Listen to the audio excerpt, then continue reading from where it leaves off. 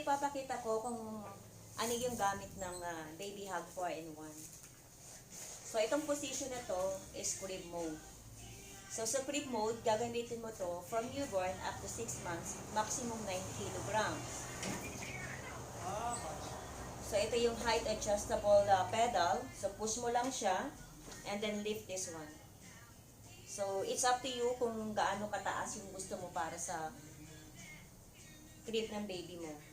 So, ganyan lang siya. Napakadali lang.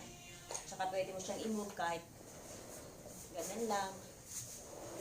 So, it's easy to use. So, itong toys, meron din siyang music, lullabies, at saka light. So, adjustable din siya. So, from here, and then 90 degrees and 45 degrees.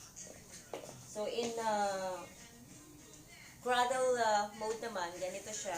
So, i-click mo lang tong backrest recline lever para i-adjust mo siya.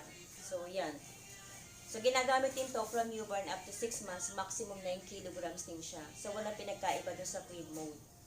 So, ang difference lang, kasi pag nasa recline na siya, gagamitan mo na siya ng strap for the safety of your baby. Kasi syempre yung baby mo, nag-start na siya matutong umupo. So, eto yun. So, kailangan na siyang may safety harness na dapat siya. So, ito yung pangalawa. Tapos yung pangatlo naman, pwede mo na siyang gawing first high chair. So, kung 6 months, mag-start na siyang kumain. So, pwede mo na siyang gawing first high chair ng baby ninyo.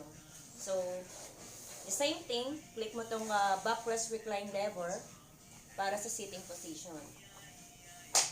So, ganyan siya. So, nasa sa'yo yan kung paano mo i-adjust. So, same thing din lang ang gagawin nyo.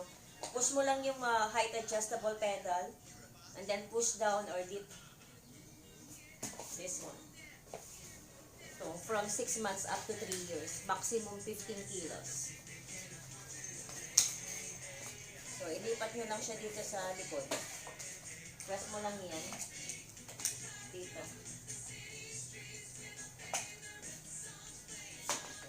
Yan.